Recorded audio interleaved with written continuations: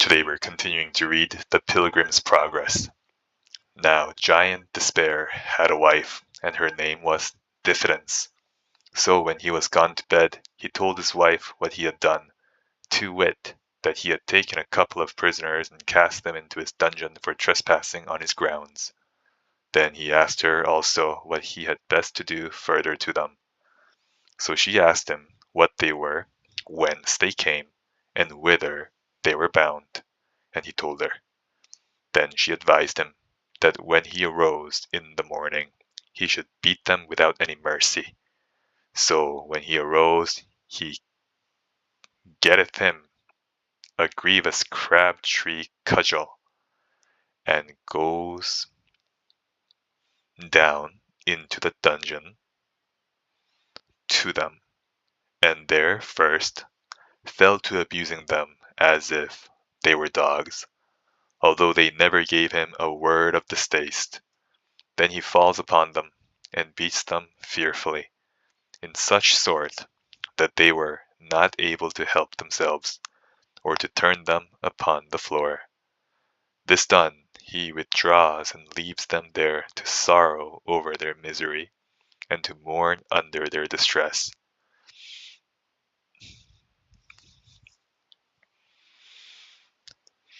So, all that day, they spent their time in nothing but sighs and bitter grief.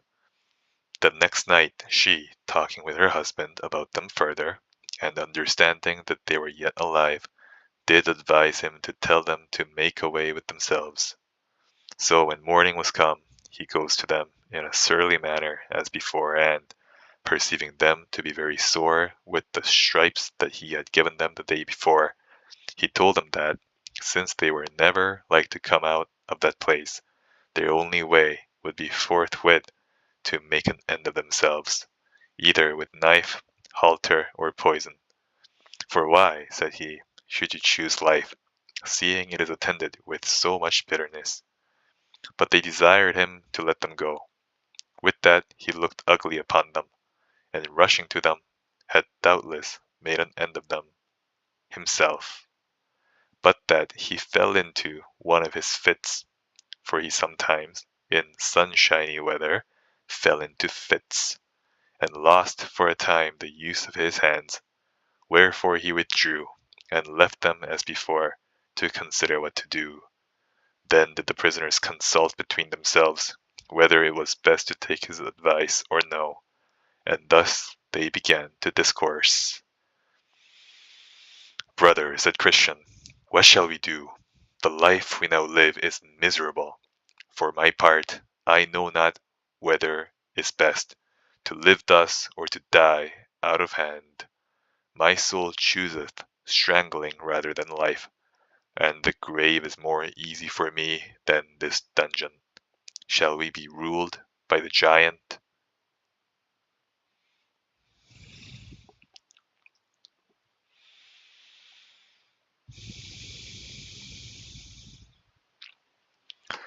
Indeed, our present condition is dreadful, and death would be far more welcome to me than thus for ever to abide.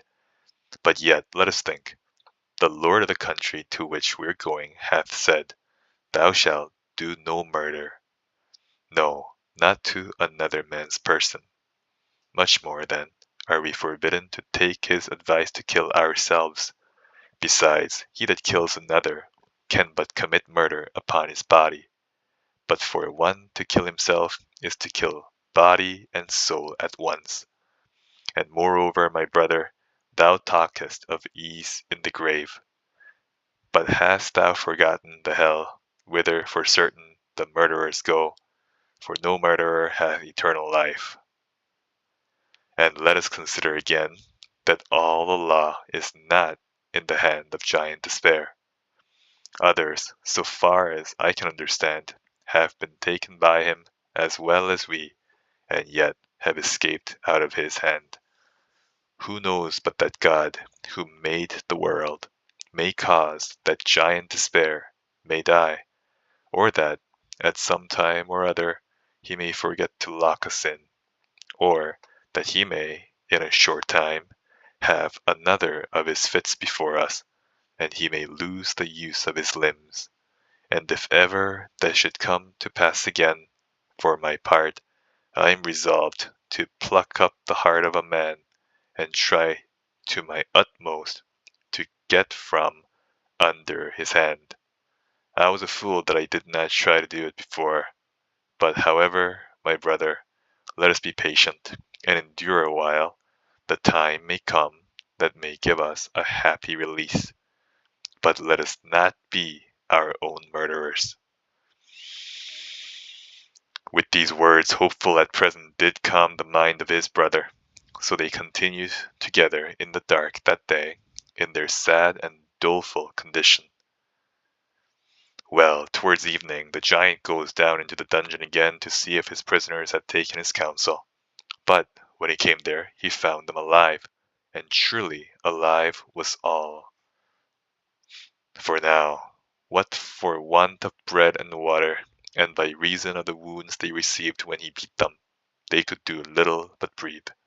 But I say, he found them alive, at which he fell into a grievous rage, and told them that, seeing they had disobeyed his counsel, it should be worse with them than if they had never been born. At this they trembled greatly, and I think that Christian fell into a swoon.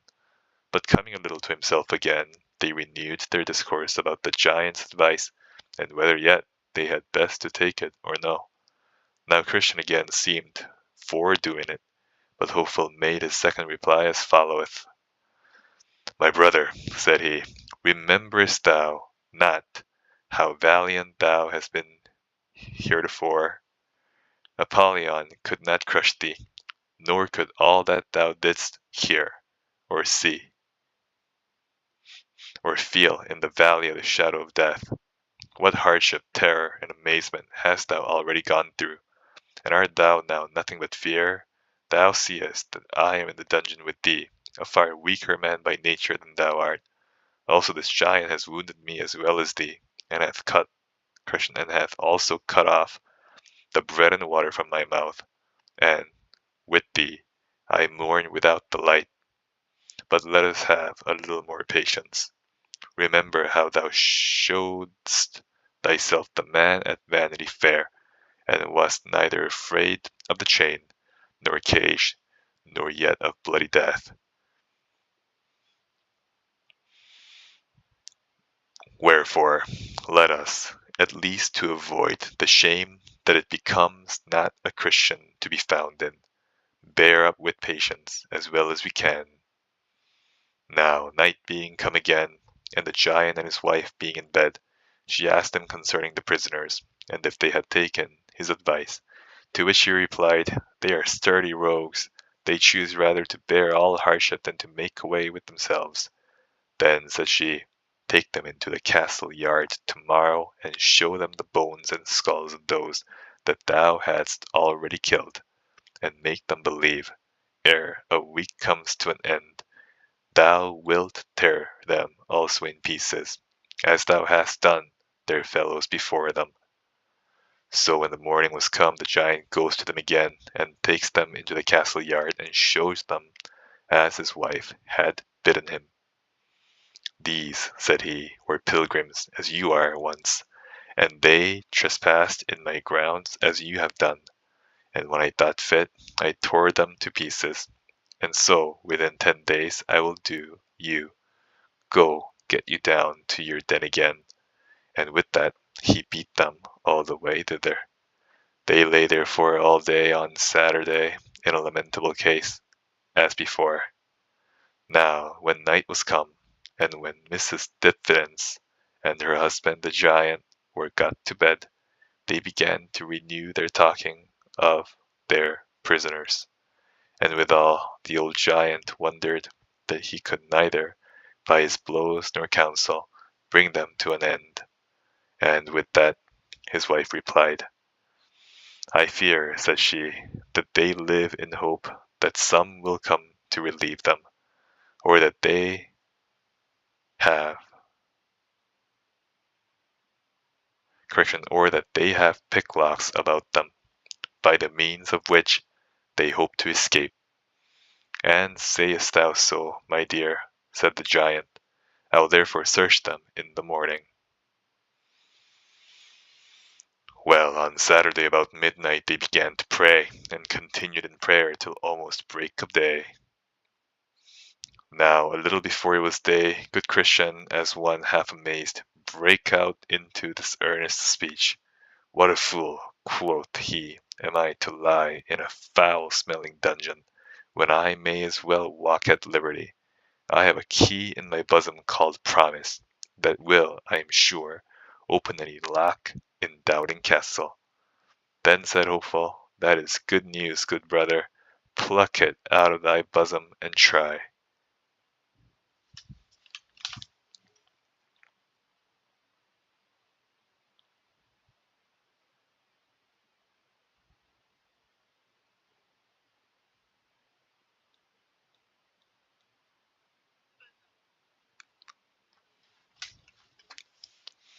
Then Christian pulled it out of his bosom and began to try at the dungeon door, whose bolt, as he turned the key, gave back, and the door flew open with ease, and Christian and Hopeful both came out, and he went to the outward door that leads into the castle yard, and with his key opened that door also.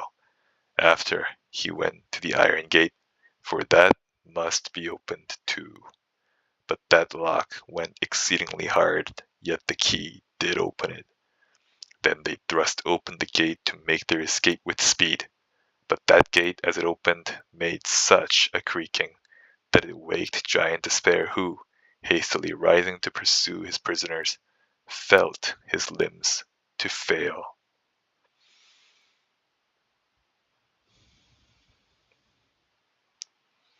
For his fits took him again, so that he could by no means go after them. Then they went on and came to the King's Highway again, and so were safe, because they were out of Giant Despair's rule. Now, when they were gone over the stile,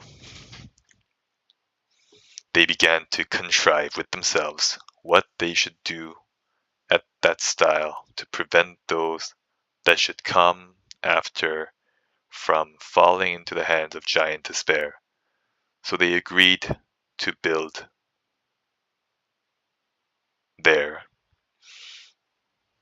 a pillar, and to engrave upon the side thereof the sentence, Over this stile is the way to Doubting Castle, which is kept by Giant Despair, who despiseth the King of the Celestial Country, and seeks to destroy his holy pilgrims.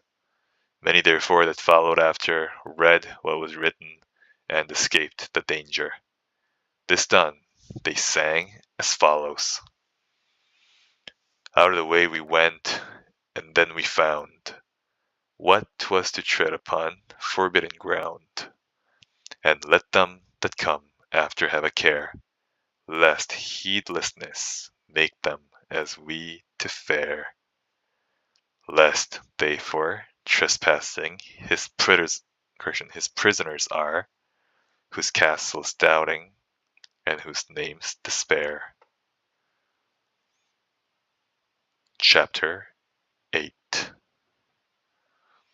They went then till they came to the Delectable Mountains, which mountains belong to the lord of that hill of which we have spoken before. So they went up to the mountains to behold the gardens and orchards, and vineyards and fountains of water, where also they drank and washed themselves, and did freely eat of the vineyards. Now there were on the tops of these mountains shepherds feeding their flocks, and they stood by the highway side. The pilgrims therefore went to them, and leaning upon their staves, as is common with weary pilgrims when they stand to talk with any by the way, they asked, Whose delightful mountains are these, and whose be the sheep that feed upon them? These mountains are Emmanuel's land, and they are within sight of his city, and the sheep also are his, and he laid down his life for them. Is this the way to the celestial city? You are just in your way. How far is it thither? Too far for any but those who shall get thither indeed. Is the way safe or dangerous?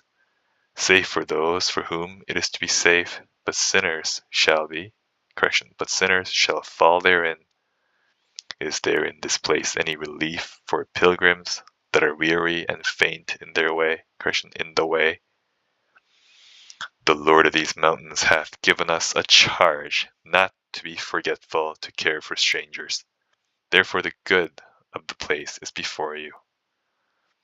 I saw also in my dream that when the shepherds perceived that they were wayfaring men, they also put questions to them, to which they made answer as in other places, as whence came you, and how got you into the way, and by what means have you so persevered therein?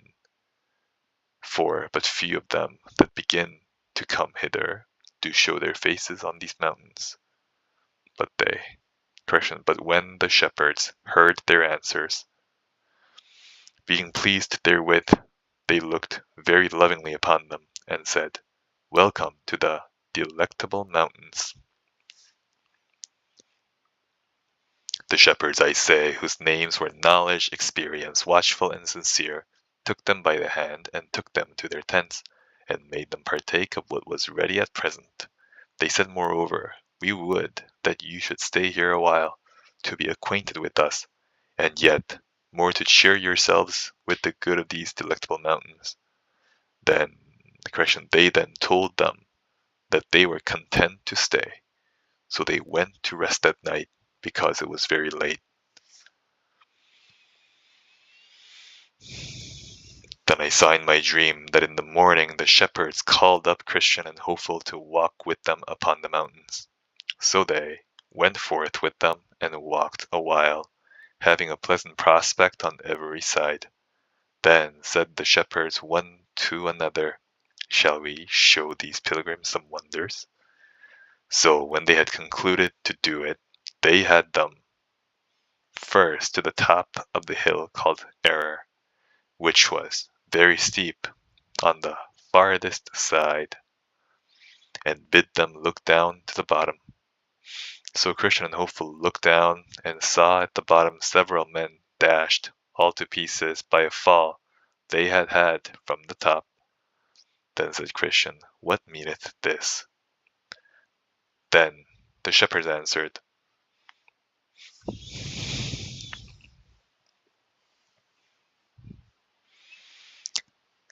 Have you not heard of them that were made to err by hearkening to Hymenaeus and Philetus as concerning the faith of the rising from the dead? They answered, Yes. Then said the shepherds, Those you see lie dashed to pieces at the bottom of this mountain are they, and they have continued to this day unburied, as you see, for an example to others to take heed how they clamber too high, or how they come too near the brink of this mountain. Then I saw that they had them to the top of another mountain, and the name of that is Caution, and bid them look far off. And when they did, they perceived, as they thought, several men walking up and down among the tombs that were there.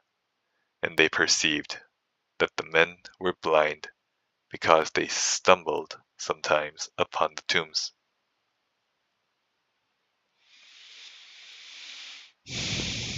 And because they could not get out from among them. Then said Christian, What means this? The shepherds then answered, Did you not see a little below these mountains a stile that led into a meadow on the left-hand side of the way? They answered, Yes. Then said the shepherds, From that stile there goes a path that leads directly to Doubting Castle, which is kept by Giant Despair. And these men, pointing to them among the tombs, came once on pilgrimage, as you do now, even until they came to to that same style. And because the right way was rough in that place, they chose to go out of it into that meadow, and there were taken by giant despair, and cast into Doubting Castle, where, after they had been kept a while in the dungeon, he at last did put out their eyes, and led them among these tombs, where he has left them to wander to this very day, that the saying of the wise man might be fulfilled, he that wandereth out of the way of knowledge shall remain in the congregation of the dead. Then Christian and Hopeful looked upon one another with tears gushing out, but yet said nothing to the shepherds. And that's the end of the reading for today. Have a good day.